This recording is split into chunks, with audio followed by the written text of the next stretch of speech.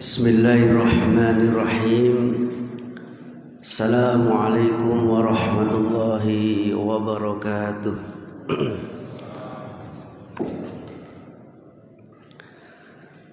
Asbahna ala fitratil Islam wa ala kalimatul ikhlas wa ala dini nabina Muhammad sallallahu alaihi wasallam wa ala millati abina Ibrahim hanifa musliman wa ma kana minal musyrikin.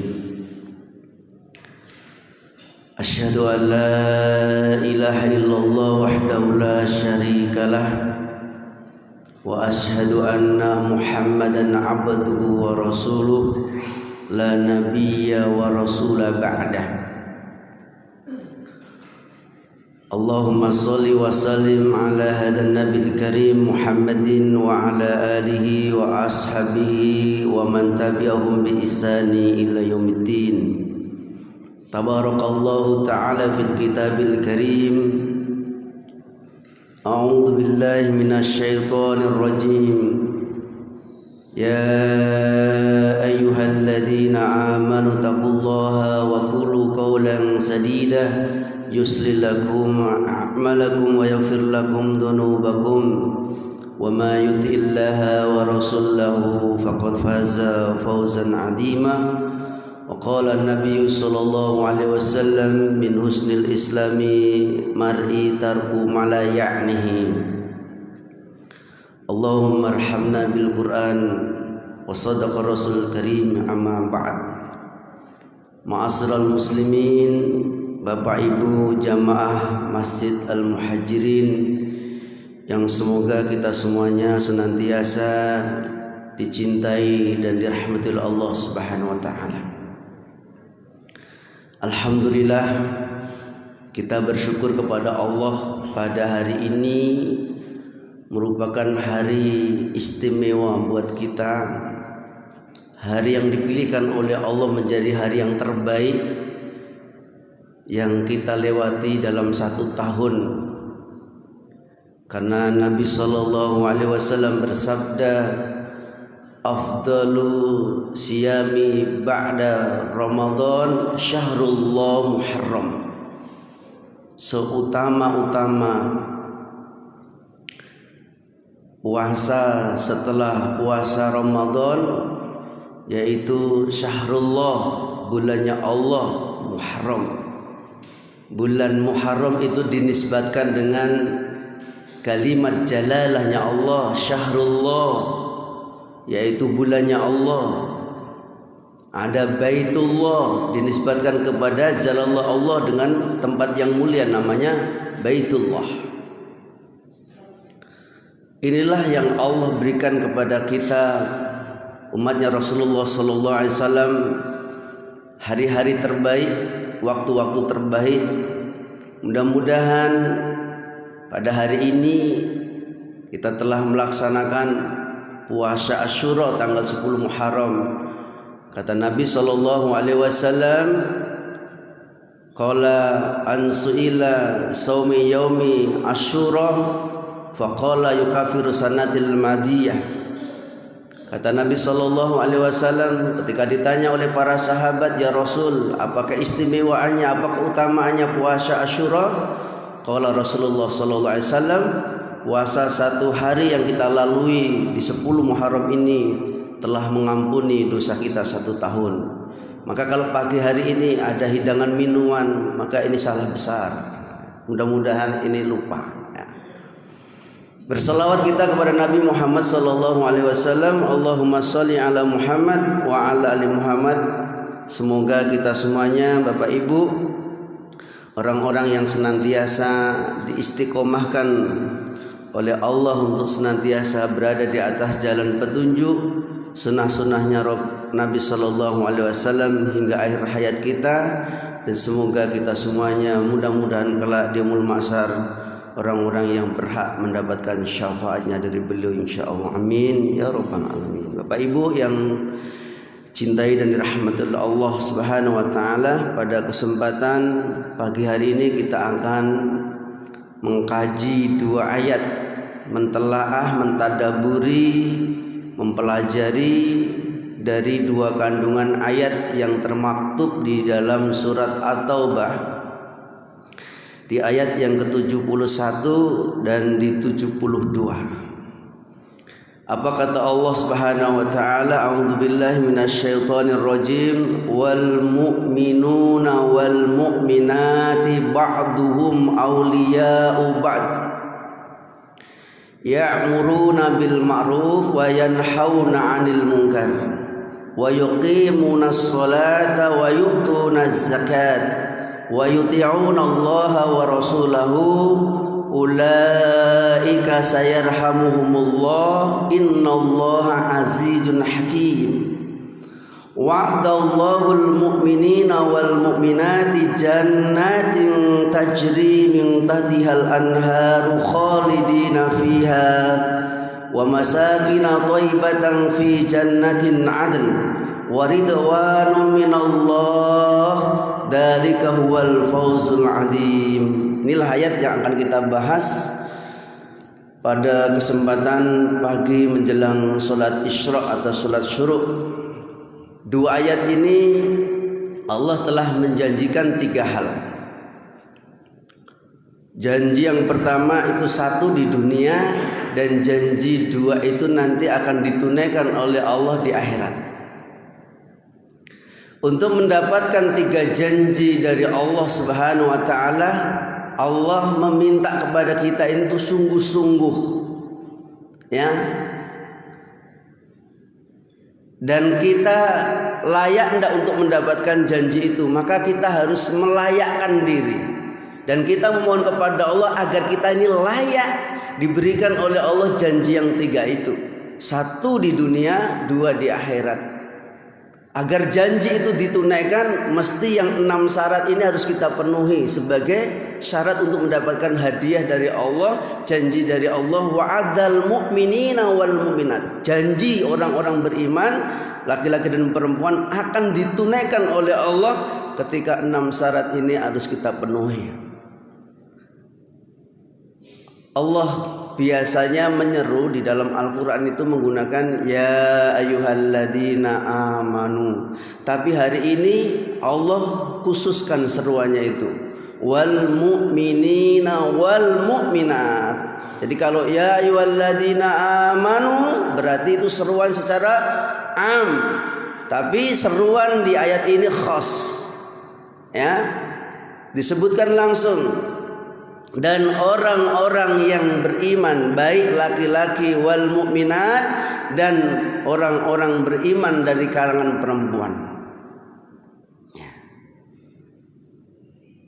Apa yang diminta oleh Allah dari orang-orang beriman laki-laki dan perempuan ini, ya, yang pertama Allah meminta kepada kita ba'duhum awliya'u ba'd, saling tolong menolong, karena sebagian satu dari sebagian yang lain menjadi penolong dari sebagian yang lain. Itu karakter syarat yang utama yang diminta oleh Allah agar janji-janji Allah dipenuhi, dan agar kita layak mendapatkan janji itu. Maka kata Nabi sallallahu, kata Allah Subhanahu wa taala, yang pertama adalah satu bagian yang lain, sebagian yang lain saling tolong menolong. Dipertegas lagi dalam surat Al-Maidah di ayat yang kedua.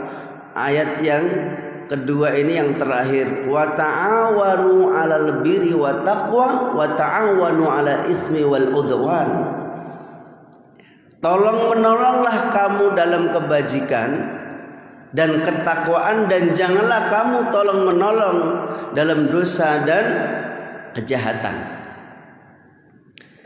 Karakter orang beriman ya itu adalah senantiasa memberikan hak satu sama yang lainnya, tolong menolong dalam kebaikan dan tolong menolong dalam ketakwaan. Ini menjadi satu asbab yang kelak Allah berhak memberikan janji kepada kita.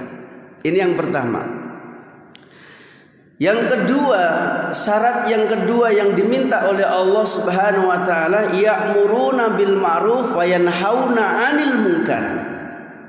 Ini nanti akan menjadi lebih penekanan dalam materi kita.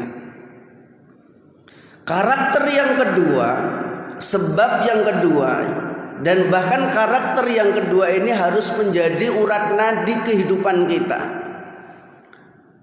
Sudah menjadi darah daging dan nafas kehidupan kita sehari-hari. Karakter ya'muruna bil ma'ruf wa yanhauna 'anil munkar, menyeru kepada yang ma'ruf dan mencegah dari kepada yang munkar. Ini harus menjadi jiwa-jiwa karakter seorang mukmin, laki-laki dan perempuan, karena ini adalah perintah.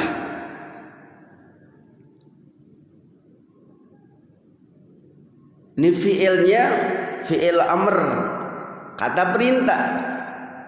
Wal takum minkum ummatu yad'una ilal khair wa ya'muruna bil ma'ruf wa yanhauna 'anil munkar. Hendaknya ada segolongan di antara kamu yang mengambil bagian ya'muruna bil ma'ruf wa yanhauna 'anil munkar, yang menyeru kepada kebaikan dan mencegah daripada keburukan.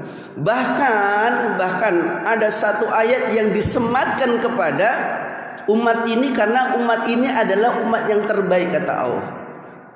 Kenapa kita dijuluki menjadi umat terbaik, menjadi garda yang paling terdepan? Karena ada dua sebab. Ya, kalau tadi ayat surat Al-Imran di ayat 100 yang keempat, ini dipertegas oleh Allah sebagai bagian daripada keistimewaan umat ini, yaitu di dalam Al-Quran surah Al-Imran ayat 110, kuntum khaira ummatin ukhrijat linnasi ta'muruna bil ma'ruf wa tanhauna 'anil munkar. Kamu itu adalah umat Islam, umat yang terbaik untuk manusia. Jadi kita ini sebetulnya Bapak Ibu umat yang paling terdepan, umat yang paling terbaik. Kenapa kita dijuluki sebagai kuntum khairu ummah? Kuntum khairu ummah, sebaik-baik umat. Karena ada dua hal, ada dua sebab, ada dua kunci. Kata kunci di sini, karena ada ya'muruna bil ma'ruf wa yanhauna 'anil munkar. Karena kita umat terbaik yang dijuluki oleh Allah, karena kita memiliki dua karakter sifat yang terpuji, menyeru kepada yang ma'ruf dan mencegah daripada yang munkar. Saya pertegas lagi di hadis Nabi, karena ini nanti akan menjadi bagian inti daripada kajian pagi kita. Kata Nabi sallallahu alaihi wasallam, man ra'a minkum munkaran falyughayyir bi yadihi fa illam yastati wa bi lisani wa illam yastati wa bi qalbihi fadzalika adaful iman. Karena dua sebab inilah banyak umat-umat terdahulu dibinasakan. Karena dua sebab inilah umat kita ini mendapatkan kemenangan dan mendapatkan kemuliaan, mendapatkan izzah. Kenapa izzah kemuliaan hari ini terpuruk? Kenapa umat Islam terhinakan di mana-mana? Karena dua kunci ini hilang.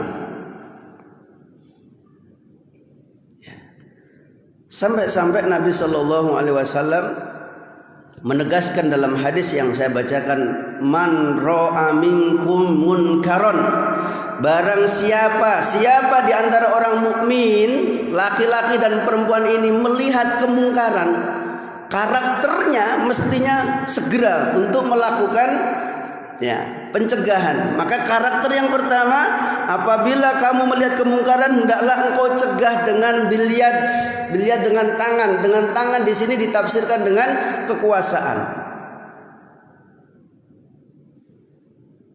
Kalau kita ini melakukan amar ma'ruf nahi mungkar, person-person yang dihadapi kemungkaran besar. Contoh, komunis hari ini akan sedang mengobrak-abrik negeri Indonesia yang tercinta ini tidak bisa dengan satu person. Ini harus menggunakan kekuasaan. Siapa yang berkuasa itu harus menyampaikan, hati-hati. Ya. Karena kemarin 4 hari yang lalu terjadi di Madura kan, Bapak Ibu sudah melihatnya, baik mungkin di media televisi atau di YouTube atau di HP kita. Ada oknum yang tidak dikenal memanggil santri di sebuah pesantren. Kemudian santri itu mendekati dan kemudian orang yang tidak kenal tadi yang memanggil santri itu memberi sesuatu. Dianggap itu adalah orang baik, sedekah, diambil oleh santri, dibawa masuk ke pesantren. Jarak hanya hitungan jam digerebek pesantren itu. Dikasuskan kalau santri dan kiainya telah terkasus narkoba. Ini kan bangsat namanya. Ini ciri-ciri komunis ini sudah mulai di mana-mana. Ini harus hati-hati Bapak Ibu. Ini harus ada pencegahan. Harus tegaknya amar ma'ruf nahi mungkar. Karena kalau tidak kita menegakkan pondasi yang Rasul dengan para sahabat dan kita tidak mewarisi daripada itu, Bapak Ibu, kita tidak akan tahu nasib kita bagaimana ke depannya. Coba contoh saja. Sebelum datang Belanda, Bapak Ibu, negeri Indonesia ini sudah punya 200 kerajaan Islam. Dari mulai Samudra Pasai sampai Ternate sana. Itu dulu kerajaan Islam. Di Rio ini yang kita cinta ini ada 7 kerajaan Islam.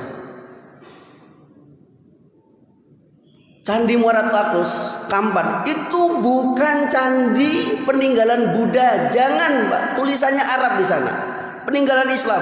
Dari mulai Palembang, Sumatera Barat, kemudian sampai ke Sumatera Utara, sampai ke Siak Indrahul, sampai ke Aceh. Ini dulu kerajaan Islam besar. Ada ndak orang Sumatera Barat ini yang Hindu dan Buddha? Ada ndak kira-kira? Ada ndak, Pak? Nggak ada kan? Tapi kenapa katanya nenek moyang kita ini orang Buddha, orang Hindu? Dari mana? Sahabat-sahabat Nabi itu sudah pernah berkeliling ke negeri Indonesia. Bahkan Ratu Sabah, istrinya Sulaiman itu mengambil emasnya dari Sumatera Barat. Artinya hari ini kita sedang digiring oleh komunis. Ya, kadron, istilah kadron tahu, ke Arab-Araban. Dikit-dikit kita ke Arab katanya. Indonesia merdeka ini yang mendukung kemerdekaan siapa? 7 negara ada dari komunis, ada dari Eropa. 7 negara ini dari mana, Pak? Dari negara Islam seluruhnya. Indonesia merdeka ini pertama kali yang mendukung kemerdekaan adalah Palestina, Mesir, Yordania, Arab Saudi. Bukan dari negara Cina. Nah, ini penting. Kenapa saya sampaikan ini? Kami sudah keliling di mana-mana. Kita ini luar biasa, Pak, hari ini. Ngeri. Siap-siaplah. Siap-siap kita nih. Apa yang akan terjadi di negeri kita ini nggak tahu.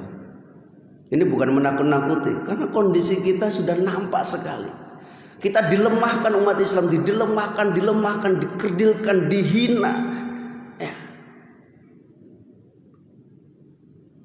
Dan kita tidak punya payung hukum mau mengadu kepada siapa kita kalau dikriminalisasikan hari ini. Tidak ada tempat pengaduan. Kalau bukan karena pertolongan Allah dan keistiqomahan kita ini, nggak tahu nanti iman-iman kita ini akan dikikis pelan-pelan. Ya. Cobalah. Indonesia merdeka, semua pahlawan-pahlawan negeri Indonesia ini, bahkan semua organisasi penegak, ketua organisasi seluruh Indonesia ini, apakah itu Muhammadiyah, apakah NU, ada semua, ada ndak ketuanya, ya, kiainya itu pakai jas dan pakai celana? Ndak ada, semuanya pakai sorban. Ahmad Dahlan pakai sorban sebagai ketua Muhammadiyah, pendiri Muhammadiyah. Kemudian Hasyim Asy'ari, semuanya, tengoklah. Artinya kenapa hari ini kita selalu ya disebut kadrun, kadal gurun, tahu kadal gurun? Ngeri itu, Pak. Itu penghinaan sebetulnya. Baik, ini melenceng sedikit. Ini penting. Jadi amar ma'ruf nahi mungkar ini harus menjadi sebuah karakter. Jadi man ra'a minkum munkaran, ya. Ini yang punya kekuasaan, ya RT lah. Siapa ada RT di sini? Tidak ada. Pulang RT-nya. Kenapa ada pulang RT-nya? Oh, ada satu RT. Alhamdulillah. Ini RT teladan kita ini. Cari-cari RT kayak gini jarang-jarang. Kayak dipelihara betul-betul. Kalau biar sehat terus, kirimlah makanan-makanan yang bergizi. Jarang RT rajin ke masjid itu jarang.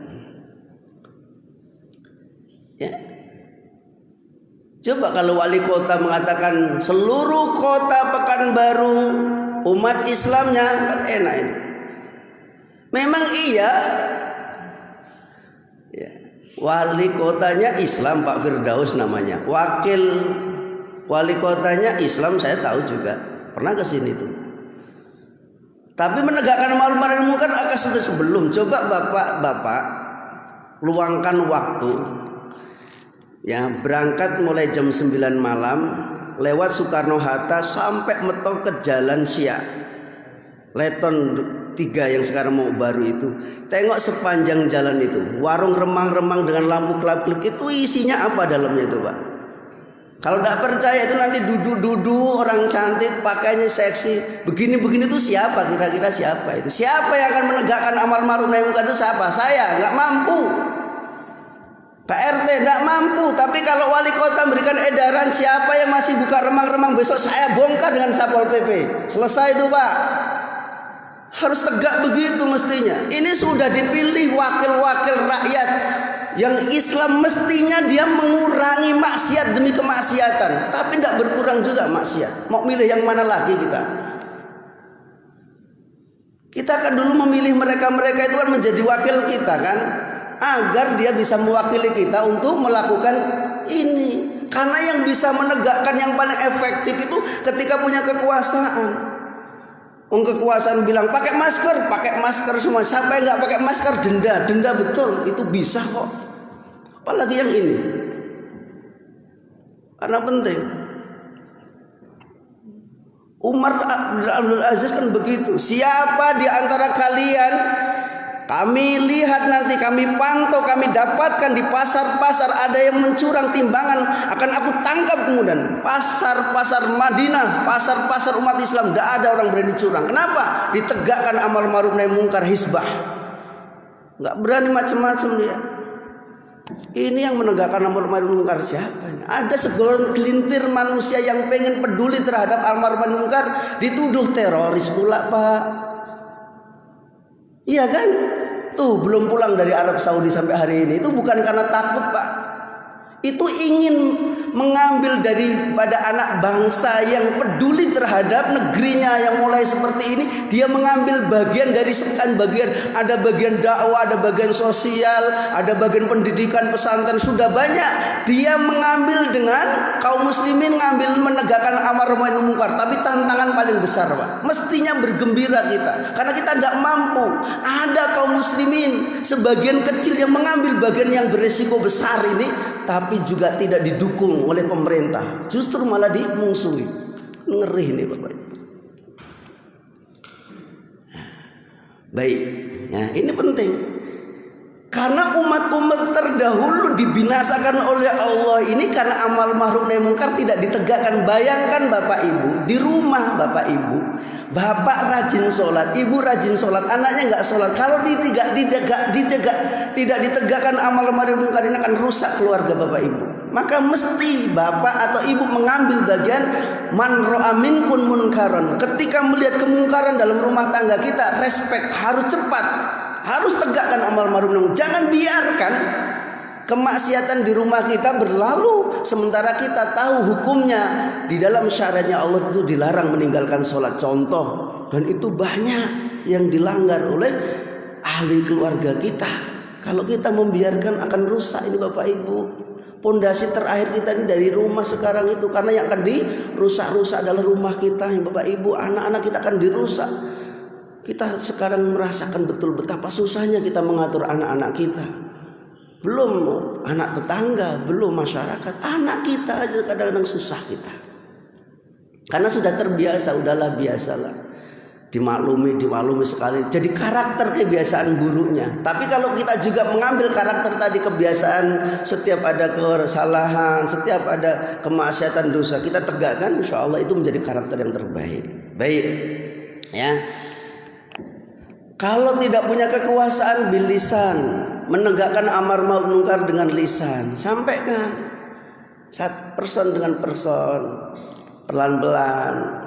Dan juga tidak boleh kita menegakkan amar ma'ruf munkar dengan cara gerusa-gerusu, kemudian melakukan amar ma'ruf nahi munkar ini dengan kekerasan. Sampaikan dari hati ke hati, datangi rumahnya, Pak, saya kemarin melihat begini. Sampaikan cara lembut, nasihatnya karena Allah, bukan karena kebencian. Bukan karena kebencian, karena sayang, maka kita akan menyampaikan. Kedua, kalau ketika tidak mampu, kekuasaan tidak punya, lisan pun tidak bisa, itu dengan 3 hati, mengingkari dengan hati.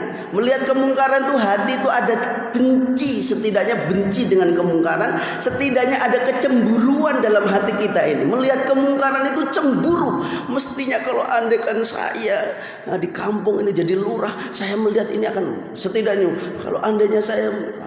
Kalau itu tidak, kekuasaan tidak mampu, lisan tidak mampu, hati tidak mengingkari, kata Nabi, wa adful iman, selemah-lemah iman dia. Masya Allah, dicap begitu kita. Kalau kita melihat kemungkaran kok hati juga tidak ada kecemburuan, biasa-biasa saja. Melihat dosa-dosa di sana kemari sudah dilakukan oleh banyak orang, kita kok mungkin biasa aja. Itu kata Nabi SAW, imannya sudah lemah selemah-lemah iman yang dimiliki seorang itu. Ya, ini penting, ya, tahapannya seperti itu. Bapak Ibu, syarat yang ketiga setelah menegakkan amar ma'ruf nahi munkar, maka itu adalah sosial. Hubungan kita dengan antar manusia, menolong, menasihati yang baik dengan ketakwaan, amar ma'ruf nahi munkar. Kemudian syarat yang ketiga, wa yuqimunas shalat. Allah meminta syarat yang ketiga agar kita berhak layak mendapatkan janji, hadiah, bonus dari Allah yang 3 tadi, maka tegakkanlah salat sebagai pensucian jiwa, tazkiyatun nafs. Karena kita ini banyak dosa, maka untuk menyucikan dosa-dosa kita ini dengan menegakkan salat. Awwalu ma yuhasabun nas yaumul qiyamati as-shalat fa idza shalahat sairu amal fa idza fasadat sairu amaluhu. Pertama hal yang akan menjadi barometer kehidupan kita, apapun kondisi kita, sebaik apapun akhlak kita, sebaik apapun sedekah kita, sebaik apapun haji dan umroh kita, yang pertama kali akan menjadi barometer kehidupan kita ini, kata Nabi SAW, as-sholat. Karena sholat ini barometer, ya. Ibnu Qayyim Az-Jauziyah menafsirkan inna sholata tanha 'anil fahsya'i wal munkar. Kalau orang sholatnya sudah benar, jadi ada 4, Bapak Ibu, saya sampaikan pada kesempatan ini berdasarkan ya penjelasan para ulama, ya, Solat yang kita tegakkan ini akan nampak solat itu benar atau solat kita ini belum benar, khusyuk atau belum khusyuk, diterima atau tidak belum diterima. Solat itu harus ada 4 dampak. Saya ulangi lagi, solat bukan hanya sekedar menggugurkan kewajiban. Kalau menggugurkan kewajiban ketika kita masuk waktu zuhur solat, waktu asar solat, waktu maghrib solat, selesai, itu namanya menggugurkan dosa. Tapi solat yang benar itu mesti harus dampaknya 4. 1, inna sholata tanha 'anil fahsya'i wal munkar. Solat itu mesti menjadi hijab.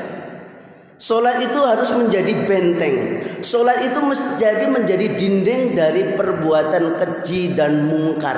Jadi kalau ada orang solat, ya, sudah tunduk dengan Allah, sudah merendahkan dirinya kepada Allah, kok masih hobi dengan dosa dan maksiat, maka solatnya belum benar. Itu pasti. Di mana udah solat, Allahu Akbar, membaca ayat demi ayat, seluruh zikir ada dalam solat, ya, kemudian kita masih melakukan dosa dan maksiat, maka solatnya baru sebatas menggugurkan kewajiban solat, tapi ruhnya solat belum ada di dalam jiwanya. Mestinya orang yang sholat itu berusaha membentengi dirinya dari segala perbuatan keji dan maksiat. Ini pertama, kata beliau. Ini penting. Kemudian sholat yang benar dampaknya itu adalah al-ba'itu minal ta'amul haram, menjauhkan sesuatu dari makanan yang haram, itu mesti. Karena barang siapa, kata Nabi SAW, hati-hati memasukkan makanan, zat makanan yang haram, maka 40 hari 40 malam sholatnya tidak diterima. Saya ulangi lagi, ini hadis. Barang siapa yang memasukkan makanan zat yang haram, hasil dari yang haram di perut kita, yang sholat tadi, maka sholatnya, kata Nabi SAW, 40 hari 40 malam ditolak sholatnya. Kenapa? Enggak boleh zat-zat orang yang sudah dekat dengan Allah, yang sudah mengagungkan Allah, mensucikan Allah, dikotori dengan makanan-makanan yang akan menghantarkan kita itu dihijab oleh Allah ibadah sholat kita. Baik, itu yang kedua. Yang ketiga, ya, yang ketiga adalah kata Ibnu Qayyim Az-Jauziyah, orang yang sholat benar itu adalah ahsanu ba'da ahsan. Orang yang sholatnya benar itu akan merasakan dampaknya, melakukan kebaikan demi kebaikan itu dimudahkan oleh Allah. Jadi kalau sholat kita ini betul benar, karena sholat itu kunci. Maka kata Nabi SAW, pertama kali yang akan dihisab oleh Allah pada hari kiamat dari seorang hamba adalah sholat. Kalau sholatnya baik, maka seluruh amalan yang lain itu ikut baik. Tapi kalau sholatnya sudah buruk, maka seluruh amalannya akan buruk. Pastikan sholat kita ini akan dampak 4 tadi. Kenapa orang masih banyak maksiat, masih banyak orang korupsi? Sholatnya yang pertama kali harus diteliti betul. Apalagi biasa sholatnya di rumah, hanya menggugurkan kewajiban, tidak tumaknina, tidak ikuti imam, assalamualaikum assalamualaikum gitu. Maka jarang nih sholat-sholat. Ya, mudah-mudahan lah yang di Masjid Muhajir ini orang-orang yang sholatnya khusyuk dan sholatnya tumaknina yang akan menghasilkan 4 ini. Karena kalau tidak di masjid susah untuk khusyuk, Bapak Ibu. Apalagi kalau sudah kebangunan kesiangan. Pokoknya asalkan. Jadi sholat kalau menggugur beda ya. Ya, beban. Jadi gini Bapak Ibu, kewajiban itu kalau beban, maka nggak nikmat seseorang itu. Contoh puasa itu beban. Begitu selesai, jadi gini, para sahabat itu kalau selesai puasa, itu mereka berderet air mata, menangis, mereka semuanya menangis. Kenapa? Ditinggalkan kekasih yang paling terbaik Ramadan. Karena dia mengatakan, sungguh ini adalah bulan yang paling terbaik. Apakah di tahun depan saya akan bisa berjumpa? Maka dia menangis. Tapi kalau ada orang, hore, alhamdulillah, aku sudah melewati hari-hari yang paling sulit 1 bulan, maka hari aku menang. Ini beban berarti seorang itu. Puasanya beban, berat. Begitu selesai, hore. Ada yang begitu? Enggak ya, insya Allah. Muhajirin yang seperti itu. Sama. Begitu waktu sholat masuk, dia langsung sholat. Karena sholatnya cuman, ya masya Allah. Karena sholatnya cuman menggugurkan kewajiban, beban. Namanya beban. Allahu Akbar. Bismillahirrahmanirrahim. Allahu Akbar. Assalamualaikum. Itu baru menggugurkan kewajiban, beban dia. Yang penting aku melewati zuhur. Tapi kalau orang yang betul-betul sholatnya sebagai karakter orang beriman, dan dia akan menghasilkan hati yang tenang, menghasilkan proyektif yang akan bisa menghalangi dari menghijab tadi dari perbuatan yang mungkar, sholatnya betul-betul Allah, dia itu Allahu Akbar, Allah Maha Besar. Dari mulai kabira walhamdulillah, kita ada ruhnya itu hidup. Alhamdulillahirabbil, hidup, dihayati betul, hidup, suasananya hidup. Ini.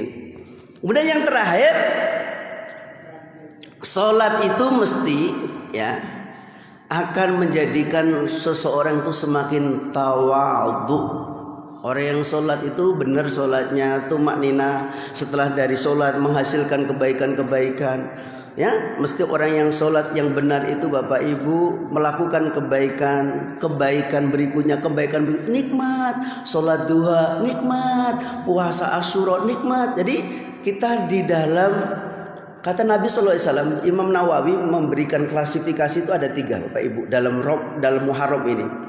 Ya, orang yang paling terendah di bulan Muharram ini orang yang paling terendah mengambil puasanya cuma 1 hari. Ini paling rendah tingkatnya hari ini saja.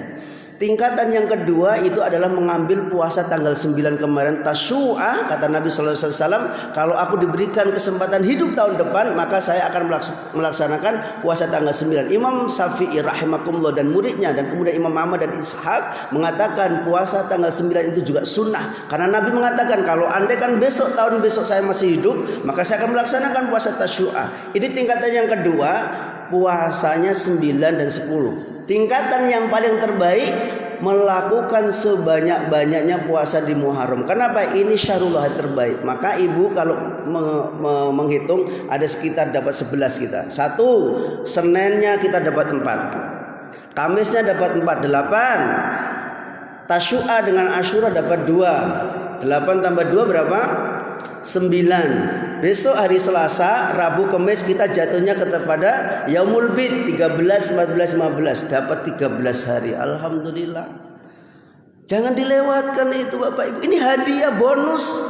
Bonusnya dari Allah buat umatnya Rasul itu ya ini. Hari paling terbaik berpuasa. Jadi ada puasa Zulhijjah, ada puasa Syawal, ada puasa Senin Kamis, ada puasa Yaumul Bid. Banyak puasa, tapi puasa paling terbaik hari ini. Kenapa? Nabi SAW mengatakan afdalu siyami ba'da Ramadan syahrullah Muharram. Seutama-utama puasa setelah Ramadan. Ramadan yang wajib dan selain yang wajib itu namanya sunnah. Maka syahrullah bulanku, bulan Allah Muharram. Ini Muharram ini adalah puasa yang paling terbaik yang disuguhkan oleh Allah kepada kita. Maka ambillah ya nilai-nilai kebaikan ini. Baik, setelah mensucikan jiwa kita, dosa-dosa kita dengan sholat, maka yang ketiga, yang keempat diminta wa yu'tunaz zakat, membersihkan harta kita ini dengan zakat. Kalau membersihkan jiwa kita ini dengan sholat, membersihkan harta kita ini dengan sedekah dan zakat. Nah ini nggak usah dibahas karena sudah ada spesialisnya Dr. Fahri dengan Ustadz Yudi ya. Ustadz Yudi ini kawan lama saya dulu.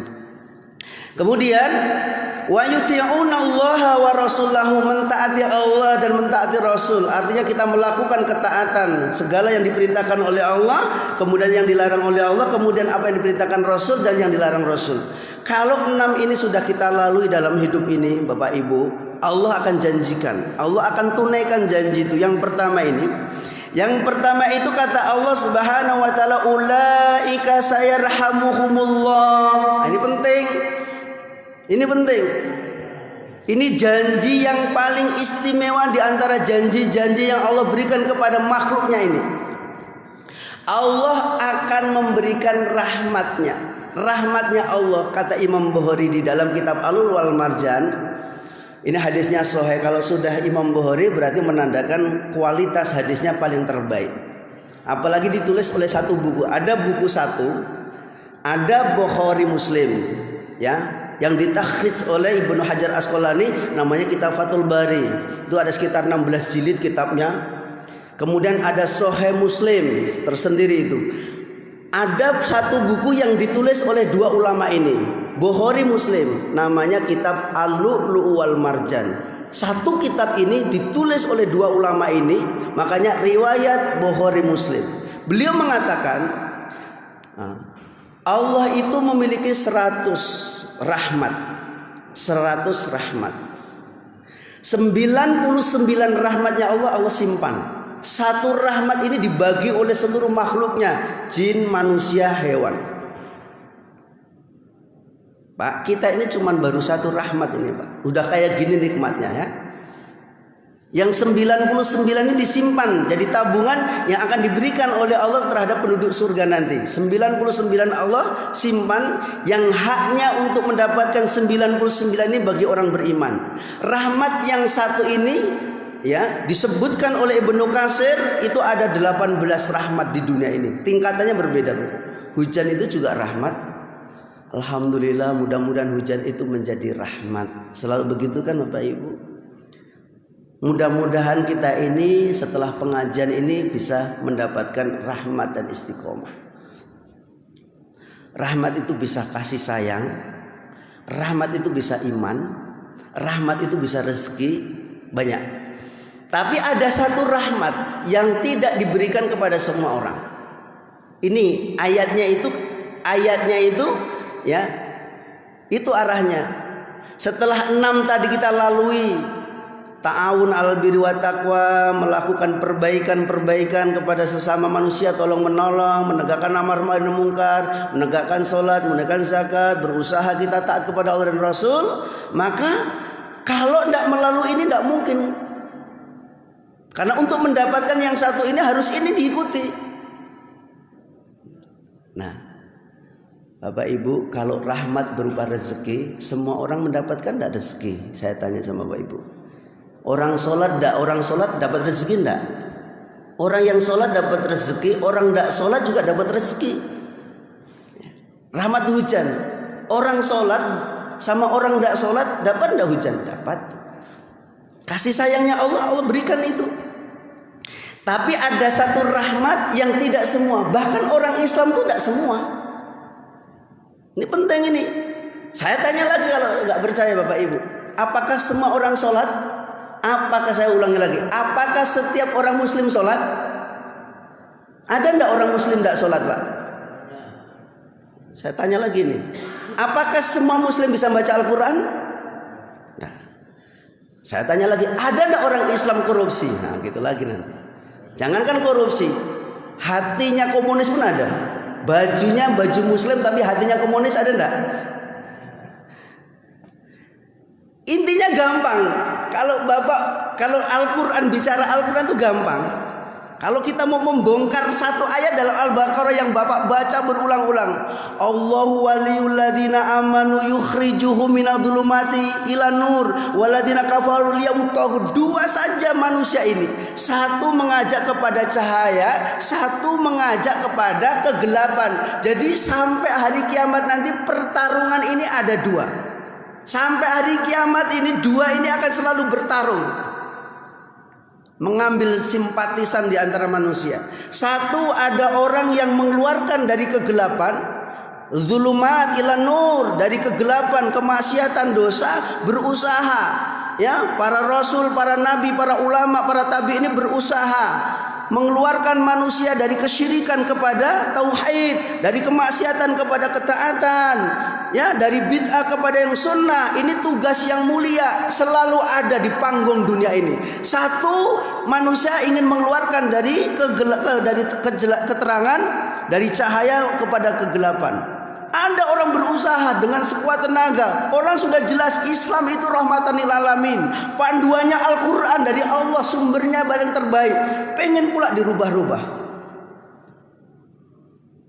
Ada orang yang seperti ini menggiring manusia setiap harinya agar belok dari jalan Allah ini? Ada, jangan kita pula bingung, Pak. Banyak. Punya organisasi, punya lembaga besar ini. Kerjaannya tiap hari ini bagaimana untuk merusak manusia. Masif mereka kerjanya ini, masif siang dan malam. Maka kita harus ketahui karakter orang beriman itu mesti harus selalu ke dalam cahaya. Tapi ingat Pak, kegelapan yang gelap gulita. Ya, saya tanya, kalau andaikan ada gedung besar, lampunya mati gelap, kemudian ada senter kecil saja, nampak enggak cahaya itu Pak? Lampu yang kecil itu di kegelapan nampak enggak? Kebatilan sebesar apapun ketika cahaya Islam itu akan bisa dirasakan Pak. Karena memang begitu ya, pertarungan antara hak dengan yang batin itu selalu ada, kegelapan dengan itu ya. Nah, maka yang perlu kita syukuri, rahmat di sini ditafsirkan adalah yufaku fiddin. Orang yang mendapatkan rahmat sesungguhnya itu adalah ketika kita berislam, kemudian kita dipahamkan terhadap agama ini, kemudian Allah turunkan hidayah taufik. Ini inti Pak. Saya ulangi lagi Pak. Orang kaya banyak. pejabat banyak. Apakah setiap orang Islam, apakah setiap orang kaya merasakan nikmatnya hidayah taufik? Enggak. Pak Ibu, jangan cemburu, Pak. Saya ulangi lagi, jangan cemburu, jangan iri kalau melihat orang kaya tapi tidak sholat. Jangan cemburu. Jangan cemburu kalau ada orang punya kekuasaan tapi dia tidak sholat, tidak taat kepada Allah. Jangan cemburu, saya ulangi. Tapi cemburulah Bapak melihat ada orang berilmu dengan ketaatan keilmuannya. Cemburulah kalau ada orang bertakwa dengan ilmunya. Cemburulah kalau ada orang kaya ahli sedekah. Tapi kalau orang cuma kaya, nggak pernah sholat, apa yang dicemburu itu apa?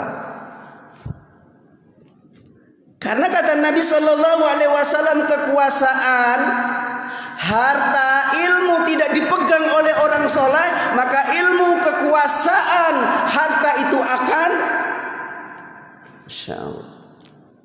membinasakan kepada pemiliknya. Bapak Ibu, Korun kaya, binasa. Fir'aun punya kekuasaan, binasa. Haman punya intelektual hebat, binasa. Kenapa? Ini menjadi simbol tiga manusia ini ditulis oleh Allah dalam Al-Quran langsung berderetan. Fir'aun, Qarun, wan Hammam. Tiga ini disebutkan langsung oleh Allah sebagai simbol. Ini dulu yang satu punya kekuasaan jauh dari Allah, Allah binasakan. Yang satu ini punya kekayaan, puncak kekayaannya untuk sombong kepada Allah, binasakan. Yang satu punya intelektual yang bagus, dia tidak gunakan untuk kepada Allah, ibadah kepada Allah, Allah binasakan. Jadi apa yang kita iri, apa yang kita cemburu pada mereka? Kalau mereka jauh dari Allah, mendinglah cemburu orang yang berkulit hitam, tukang kuli bangunan tapi tawadu, ahli ibadah, jauh dari yang haram, malamnya selalu menangis karena sholat tahajud, paginya duha, pagi-paginya sudah bersedekah. Ya?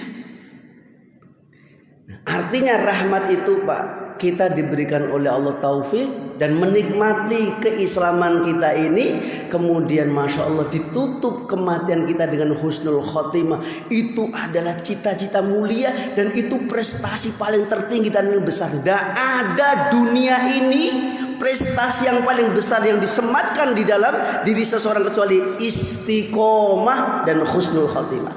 Tidak ada itu.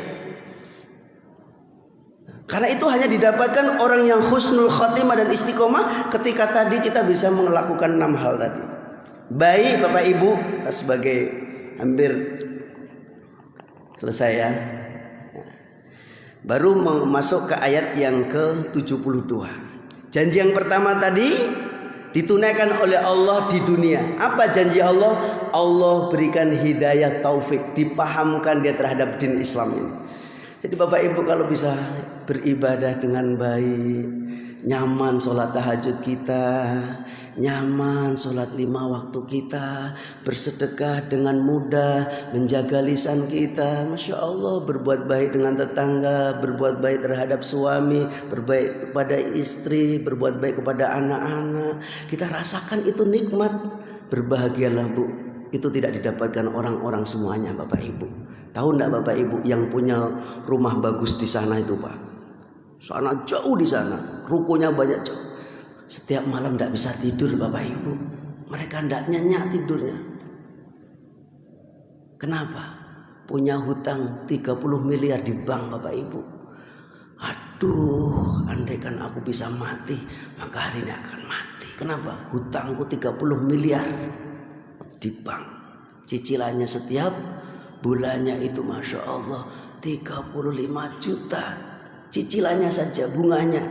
Bapak alhamdulillah dapat 100.000, tidurnya nyenyak ngorok, nikmat, gak mikirkan hutang, gak mikirkan riba. Tahu enggak Bapak, orang yang nampaknya berdasi, mereka itu tiap hari duduk jantungnya, jangan-jangan KPK nanti menangkap. Ya, gedungnya sudah terbakar satu pula, itu kejaksaan. Ada sabotase di sana di dalamnya. Ya, ketika kita memiliki hidayah ini, Masya Allah nikmat. Ini Allah tunaikan satu janjinya. Wa'adallahul mu'minina wal mu'minat jannatin tajri min tahtihal anharu khalidina fiha. Insyaallah. Janji Allah, wa'adallah. Allah akan memberikan janji mu'minina wal mu'minat, orang-orang beriman laki-laki dan perempuan, jannatin tajri min tahtihal anhar, orang-orang yang tadi mendapatkan dari Allah janji pertama berupa hidayah, taufik. Setelah 6 perkara dilakukan, Allah tunaikan, Allah akan menunaikan janji yang berikutnya. Wa'adallahul mu'minina wal mu'minati jannah. Aku telah berjanji kepadamu orang-orang beriman laki dan perempuan dengan surga yang dibawahnya sungai-sungai yang mengalir. Apa sampai di sini? Khalidina fiha, mereka kekal abadi di dalamnya. Wa masa, diulang lagi oleh Allah 2 kali biar tambah mantap. Wa masakina thayyibatan fi jannatin adn, sungguh tempat yang baik. Ditafsirkan oleh para mufasir, istana paling terbaik yang engkau akan mendapatkan tempatnya itu sebagai surga Aden namanya. Ibnu Katsir, Ibnu Qudamah, Syekh Sa'adi menafsirkan wa masakina thayyibatan fi jannatin adn, dia akan dibangunkan istana yang luasnya 60 mil, Pak. Berapa 60 mil itu, Pak? Kalau dikilokan, Pak, 67 kilo. Jadi rumah penduduk surga itu nanti luasnya 67 kilo. Dari mana kira-kira Bapak Ibu? Yang bicara ini bukan saya. Allah, wa masakina thayyibatan fi jannatin adn. Allah yang berjanji akan ditunaikan janji ini. Allah gak akan pernah dusta sekalipun dusta. Manusia dusta, ya sering, tapi Allah gak pernah dusta. Karena ayatnya Al-Quran ini satu pun gak ada yang diturunkan dalam keadaan berdusta Allah. Sehebat apapun manusia, seintelektual apapun, sebesar apapun gelar manusia, membikin tandingan 1 ayat saja gak ada yang bisa. Buatlah tandingan 1 ayat saja. Buat yang paling terbaik, ayat yang paling terbaik, masukkan ke dalam Al-Quran, gak akan pernah bisa. Berarti apa? Benar, ini adalah janji wahyu dari Allah Subhanahu wa ta'ala. Allah akan tunaikan itu surga, seluas langit dan bumi yang di dalamnya tadi, yang disebutkan oleh Allah yang pertama tadi. Orang ahli ibadah, orang ahli amar ma'ruf nahi munkar, ahli sholat, ahli sedekah, taat kepada Allah, Rasul, istiqomah sampai akhir hayatnya. Satu, mereka diberikan hidayah, hak hidayah. Kemudian ketika dia mati sudah disambut kedatangannya oleh para malaikat di surga. Salamun alaikum bima sobartum fa ni'ma. Malaikat sudah berbaris-baris rapi mempersilakan. Tafadhal, silakan, ini tempatmu. Siapa yang gak rindu dengan itu, Bapak Ibu? Dunia ini sebentar, Pak Ibu, sebentar. Sebentar lagi kita mati semuanya.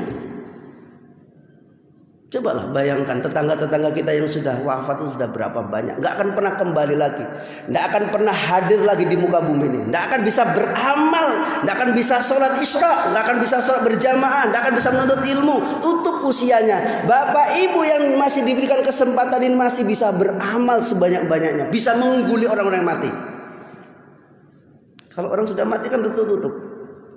Nggak ada yang bisa beramal. Kita yang masih hidup ini masih diberikan oleh Allah untuk beramal sebanyak-banyaknya.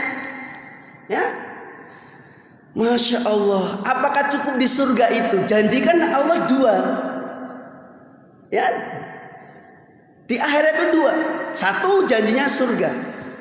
Nah ini ada 1 lagi. Ayatnya Masya Allah. Ayat ini menggunakan kalimat-kalimat balaghah. Kalau dalam bahasa Arab itu ada kalimat balaghah, kalimat susunan yang indah sekali agar dipahami kita. Ya, ayat itu ditutup waridwanu minallahi akbar, dalika huwal fauzul adim. Indah sekali ayat ini, Pak. Coba perhatikan sebagai penutup. Setelah mendapatkan surga, disebut pula surga itu 2 kali oleh Allah agar kita ini yakin dengan janji Allah. Ya. Kemudian waridwanu minallah, keridhoanku itu lebih besar dari semua itu. Waridwan. Kenapa dibilang ridwanullah? Penting Bapak Ibu. Hadis qudsi mengatakan pada suatu hari Allah itu datang menghampiri penduduk surga. Kita kan sekarang menyembah Allah kan tidak nampak Allah wujudnya di mana, di aras enggak? Dan kita harus yakin, tidak boleh kita tanya kalau Allah di aras itu bersemayam di langit yang ketujuh itu seperti apa tempatnya. Hukumnya haram menanyakan itu, enggak boleh. Kita harus meyakini, enggak boleh mentakwilkan. Kalau Allah turun di muka bumi ini berarti nanti singgasananya Allah kosong, nggak ada yang menempati. Jangan ditakwilkan. Yang hari ini lagi rame di media sosial antara akidah Asy'ariyah dengan akidah Ahlussunnah wal Jamaah lagi bertarung masalah ini. Nggak usah, karena akidah Ahlussunnah wal Jamaah meyakini Allah ada wujudnya. Ya, kemudian nanti di surga itu yang kita hari ini menyembah Allah tak nampak, nanti di surga itu wujuhu yauma idin naimah. Wajah orang beriman itu berseri-seri dan bisa melihat langsung wajahnya Allah. Bayangkan itu nikmatnya. Apakah sampai di situ Allah mengatakan ya alul jannah labbaika ya Allah, aku menulis saluran, apakah engkau mendapatkan nikmat semua apa yang aku janjikan di surga? Ya Allah, nikmat apa lagi setelah ini? Aku sudah mendapatkan apa yang kuinginkan. Apa yang diinginkan Bapak Ibu di surga? Yang dulu tidak, keinginan itu tidak tercapai di dunia. Yang bapak-bapak mau menikah dua terhalang dari istrinya, nggak boleh. Sabar. Yang bapak hari ini tidak punya istana, sabar. Yang bapak ini terhalang dari memiliki ini dan itu, terhalang semuanya. Karena kita menjaga hawa nafsu kita agar nafsu ini tidak liar, agar keimanan menjadi benteng, takutnya kepada Allah sehingga tidak tertunaikan apa-apa yang diharamkan oleh Allah. Sabar. Nanti di surga Allah tunaikan semuanya Bapak Ibu. Jangankan cuma satu wanita, 72 bidadari akan dikasihkan, Pak. Siapa dia? Kemudian siap punya istri 72? Siap tuh. Nah. Siapa? Karena kita tidak bingung ngurusi 72 istri nanti di surga itu, tidak bingung nanti hasilnya dari mana. Enggak. Ya, Allah yang ngasih rezeki semuanya. Ya, enggak buang air kecil, enggak buang air besar, enggak buang kentut, enggak mengeluarkan keringat. Cantik sepanjang masa, ganteng sepanjang masa, enggak ada yang keluar uban satupun penduduk surga. Bayangkan itu Bapak Ibu, dibayangkan dulu.